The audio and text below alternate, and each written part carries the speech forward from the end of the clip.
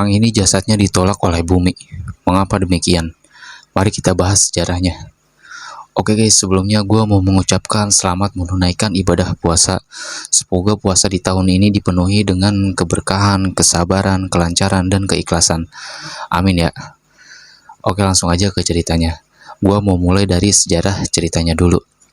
Jadi, bagaimana jika seorang pria menghapus sistem kekhalifahan Islam yang sudah berdiri lebih dari 600 tahun?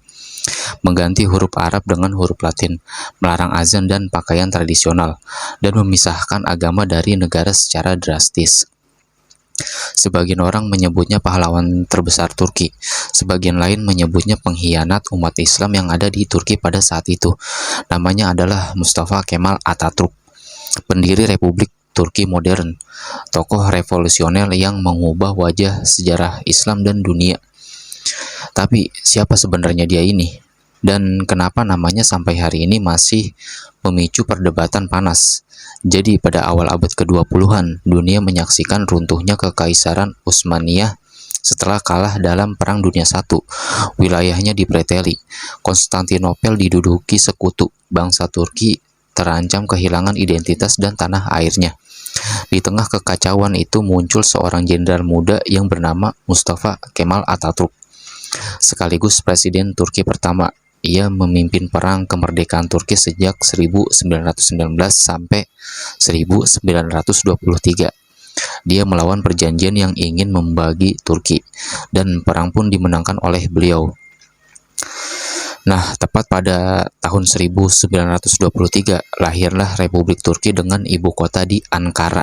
Sistem kesultanan pun akhirnya dihapus. Setahun kemudian, Mustafa Kemal Atatürk ini membuat keputusan yang mengguncang dunia, yaitu tepat pada tahun 1924. Kekhalifahan resmi dibubarkan olehnya. Di balik ketegasannya, Atatürk adalah manusia dengan tekanan luar biasa. Ia hidup di masa kehancuran negara. Ia menyaksikan tanah airnya hampir lenyap dari peta. Banyak yang mengatakan jika bukan karena dia, mungkin Turki tidak pernah berdiri sebagai negara yang modern. Namun ia juga dituduh memimpin dengan gaya otoriter. Jika ada partai yang oposisi akan dibungkam olehnya. Pemberontakan ditindak keras. Apakah ia diktator atau pemimpin keras yang dibutuhkan di masa krisis? Nah, beliau ini seringkali membuat beberapa kebijakan yang sangat kontroversi pada saat itu. Nah, salah satunya adalah menghapus kekhalifahan selama ratusan tahun, karena menurutnya khalifah dianggap simbol persatuan umat Islam. Namun bagi Atatürk, kekhalifahan adalah simbol masa lalu yang menghambat kemajuan bangsa. Ia ingin Turki menjadi negara nasional sekuler, bukan negara agama. Bagi pendukungnya, ini langkah berani menyelamatkan negara dari kemunduran. Bagi penentangnya, ini pengkhianatan terhadap warisan Islam. Nah, yang kedua, sekularisasi ekstrim. Atatürk menutup pengadilan syariah, melarang tarekat sufi, menghapus pendidikan agama dari sistem negara. Huruf Arab diganti menjadi alfabet Latin. Azan sempat diwajibkan dalam bahasa Turki, bukan pakai bahasa Arab.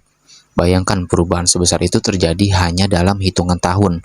Generasi tua kebingungan, tradisi runtuh, identitas berubah. Nah, yang ketiga, reformasi sosial radikal. Ia melarang penggunaan fez atau topi tradisional Ottoman.